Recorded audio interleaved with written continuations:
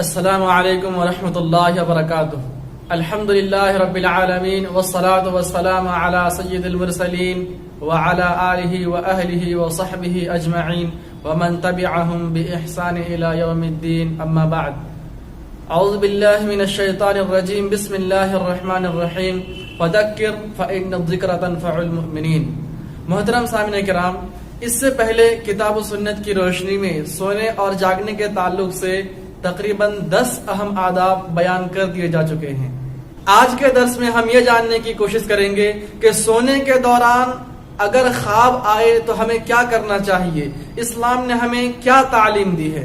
ایک بات ذہن میں رہے کہ خواب کی 2 قسمیں ہیں. خواب کبھی اچھا بھی ہوتا ہے اور خواب برا بھی ہوتا ہے. اگر انسان سونے کے دوران یا نیند کی حالت میں کوئی ایسا خواب دیکھے جس سے ان کی طبیعت خوش ہو جائے یا ایک قسم کی خوشی محسوس ہو، تو اللہ کے نبی صلی اللہ علیہ وسلم نے 2 باتیں بتائی ہے.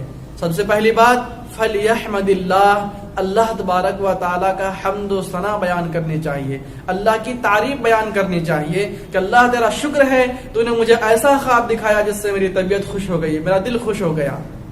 دوسری بات، یہ خواب آپ ہر کسی کو نہ بتائیں. اگر آپ بتانا ہی چاہتے ہیں تو صرف ایسے لوگوں کو بتائیں جو ہمیشہ آپ کی خیر خواہی چاہتے ہیں، جو ہمیشہ آپ کی کامیابی یا آپ کی بھلائی چاہتے ہیں، جو آپ کو ہمیشہ اچھے مشورے دیتے یا دینے والے ہیں.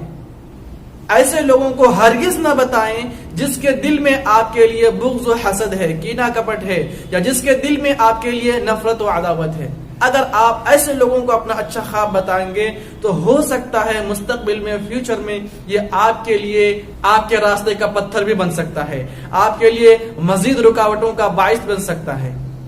حضرت یوسف علیہ السلام نے جب اپنے والد محترم کے سامنے اپنا خواب بیان کیا تھا کہ انی رأیت 11 کوكبا والشمس والقمر رأیتهم لی ساجدین، جب انہوں نے ایک ایسا خواب دیکھا جو ان کی زندگی کے رخ کو بدل دینے والا تھا، تو ان کے والد محترم نے بھی یہی مشورہ دیا، لا تقصص رؤیاک علی اخوتک، آپ اپنے اس خواب کو اپنے بھائیوں کے سامنے بیان مت کیجیے. کیوں؟ اس لیے فیکید لک کیدا، اگر آپ اپنا یہ اچھا خواب، سچا خواب ان لوگوں کو بتا دیں گے تو ہو سکتا ہے ان کے دل میں بغض و حسد کا زہر اور پھیلتا چلا جائے گا اور وہ آپ کے راستے کا پتھر بن جائے گا. تو معلوم یہ ہوا کہ اگر نیند کی حالت میں ہمیں کوئی خواب نظر آئے اور یہ خواب اچھا ہو تو اللہ کے نبی صلی اللہ علیہ وسلم نے ہمیں 2 باتوں کی تعلیم دی. سب سے پہلے اللہ کی حمد و ثنا بیان کریں، اور دوسری بات یہ خواب صرف ایسے لوگوں کو بتائیں جو ہمیشہ ہمارے خیر خواہ ہیں، جو ہمیشہ ہماری بھلائی چاہتے ہیں، جو ہمارے مخلص دوست ہیں. اور اگر ہمارا خواب برا ہو، مثال کے طور پر کہیں کوئی ایکسیڈنٹ ہو گیا یا کوئی تکلیف پہنچ گئی یا کوئی مصیبت آ گئی یا کوئی بھی ایسی بات جس سے دل خوش ہونے کے بجائے اور غمزدہ ہو جائے، تو اللہ کے نبی صلی اللہ علیہ وسلم نے ہمیں 4 باتوں کی تعلیم دی ہے. سب سے پہلی بات فَلْيَتَعَوَّذْ بِاللَّهِ، اللہ تبارک و تعالیٰ سے پناہ طلب کرنی چاہیے. اعوذ باللہ من الشیطان الرجیم پڑھ سکتے ہیں، یا اعوذ باللہ السمیع العلیم من الشیطان الرجیم من حمدہ ونفخہ ونفثہ بھی پڑھ سکتے ہیں، یا اعوذ بکلمات اللہ التامات من شر ما خلق بھی پڑھ سکتے ہیں. یہ آپ اپنے انداز میں بھی اللہ کی پناہ طلب کر سکتے ہیں، اللہ سے پناہ مانگ سکتے ہیں کہ اللہ میں نے جو یہ برا خواب دیکھا یا مجھے یہ برا خواب نظر آیا، اللہ تو مجھے اس کی برائی سے بچائے رکھنا، اس کی برائی سے میری حفاظت فرمانا. دوسری بات ولا يحدث بها، برے خواب کو کسی کو نہ بتائیں، نہ دوست کو بتائیں نہ دشمن کو بتائیں. اچھا خواب دوست کو بتا سکتے تھے لیکن یہ برا خواب کسی کو نہیں بتا سکتے، نہ دوست کو نہ دشمن کو. کیوں؟ اس لیے کہ اگر ہم یہ برا خواب اپنے دوست کو بتائیں گے تو ہو سکتا ہے خامخواہ وہ بھی پریشان ہو جائیں، خامخواہ وہ بھی حیران ہو جائیں، وہ بھی فکر میں مبتلا ہو جائیں. اور دشمن کو بتائیں تو ہو سکتا ہے ہمارے اس برے خواب کا دشمن مذاق اڑائے. اس لیے اگر برا خواب نظر آئے تو کسی کو نہ بتائیں، نہ دوست کو بتائیں نہ دشمن کو بتائیں. تیسری بات، ہم جس کروٹ پر سو رہے تھے ہمیں کروٹ بدل دینا چاہیے. مثال کے طور پر اگر ہم دائیں کروٹ پر سو رہے تھے اور برا خواب آ گیا تو ہمیں بائیں کروٹ پہ سو جانا چاہیے.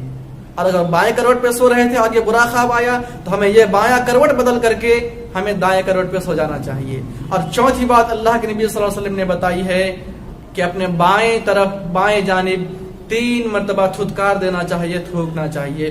یہاں ایک کنفیوژن، ڈاؤٹ اور شک کی بات یہ ہے، اگر ہم دائیں کروٹ پر سو رہے تھے اور برا خواب آ گیا تو ہمیں بائیں طرف چھت کر کے بائیں کروٹ پر ہی سونا چاہیے. ایسا نہیں کہ ہم دائیں کروٹ پر سو رہے تھے, برا خواب آیا تو ادھر تھوک کر کے دائیں طرف تھوک کر کے ہم بائیں کروٹ پر سوئیں گے. نہیں, اگر دائیں کروٹ پر سو رہے تھے, برا خواب آیا تو بائیں کروٹ پر تھوک کر کے بائیں کروٹ پہ ہی سوئیں گے. اور اگر بائیں کروٹ پر سو رہے تھے اور یہ برا خواب آیا تو بائیں طرف تھوک کر کے دائیں کروٹ پر سو جائیں گے.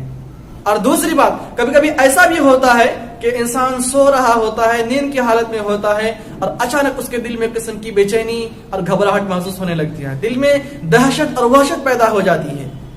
پھر اچانک وہ اٹھ کے بیٹھ جاتا ہے, کوئی اٹھ کے کھڑا ہو جاتا ہے.